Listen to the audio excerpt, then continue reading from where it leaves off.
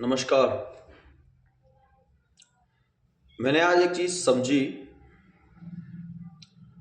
कि कोई भी मनुष्य कुछ भी काम कर रहा है, क्यों कर रहा है, क्यों करना पड़ रहा है। साइकोलॉजी में एक शब्द है अभिप्रेरणा। हर मनुष्य को अभिप्रेरणा मिलती है, यानी एक ऊर्जा लगती है उसके पीछे जो उसे वो काम करने पे मजबूर करती है या उत्साहित करती है या उस काम के लिए उसे प्रेरित करती है। जैसे कोई मनुष्य, मैं एक कहानी सुनाता हूँ, छोटी सी एक दो तीन शब्दों, दो तीन पैराग्राफ की कहानी है कि भगवान श्री कृष्ण जब गोकुल में रह रहे थे तो वहां पे अकाल पड़ गया, सूखा पड़ गया, वहां के पेड़ सूख गए, वहां के फल पत्तियां सब सूख गई। तो उन्हें अपना खाना पानी ढूंढने के लिए मजबूरन उस परिस्थिति के यानी उस अभिप्रेरणा के कारण, उस फोर्स के कारण गोकुल छोड़ के वृंदावन जाना पड़ा। मनुष्य के जीवन पे परिस्थितियों का प्रभाव पड़ता है। जिस प्रकार एक तिनके को हवा उड़ा के मन चाहे जहां ले जाती है और उसे जाना पड़ता है क्योंकि उसका उस पर बस नहीं है। जब फोर्स लगती है, अभिप्रेरणा मिलती है, तो मनुष्य को काम करना ही पड़ता है। यदि इंसान के जीवन में अभिप्रेरणा खत्म हो जाए तो वो इंसान कोई भी कार्य कर ही नहीं सकता। यूं मानो वो निर्जीव हो जाएगा, वो कोई भी कार्य नहीं कर पाएगा, यहां तक कि सांस भी नहीं ले पाएगा।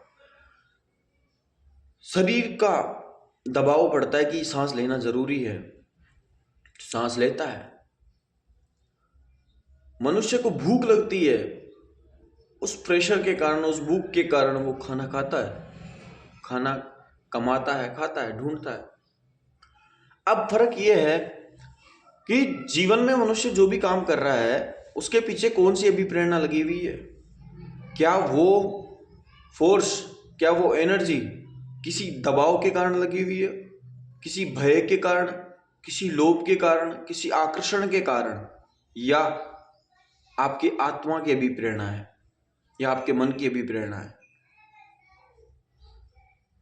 यह बहुत जरूरी है। कई बच्चे होते हैं अपने परिवार की गरीबी देखकर उनको पढ़ाई में रस नहीं मान, परंतु पढ़ाई का क्षेत्र चुनते हैं कि इकोनॉमिकली थोड़ा स्ट्रांग हो जाएंगे, पढ़ते हैं। जब तक वो जितनी ताकतवर फोर्स उनके पीछे लगी हुई होती है तब तक वो पढ़ते हैं। कई मनुष्य, कई वैज्ञानिक, कई लोग जिनके आंतरिक मन में है कि मुझे ये काम करना है, उनकी आत्मा से निकलता है कि मुझे यही काम पसंद है, यही काम करना है, तो उनकी आत्मा से उनको अभिप्रेरणा मिलती है कि मुझे प्रयोग करना है, मुझे ये काम करना है। एक आर्टिस्ट, मुझे पेंटिंग बनानी है, स्वतः ही उसकी इच्छा है, आंतरिक अभिप्रेरणा आ रही है। सबसे ज्यादा प्रभाव, लंबा प्रभाव जिसे मैं कहूंगा, वो आंतरिक अभिप्रेरणा का होता है। भीतर में बोलने की इच्छा होती है, नए नए ज्ञान समझ में आते हैं, तो अभिप्रेरित होता है और बोलता है, जैसे मैं आपके सामने कर रहा हूं। तो अभिप्रेरणा का जीवन में काफी बड़ा प्रभाव है।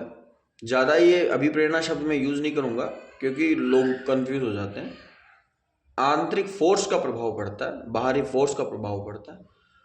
तो सबसे पहले समझे कि बाहरी फोर्स, लोभ और भय से नहीं चलना है, चलना है हमें मन की फोर्स से, अपनी आत्मा की फोर्स से चलना है, अपनी इंटरनल प्रोसेस से चलना है। आत्मा मन को सिग्नल देती है, मन दिमाग को देता है। तो इंस्ट्रक्शन वो माने जो आपके भीतर से आ रहे हो। धन्यवाद।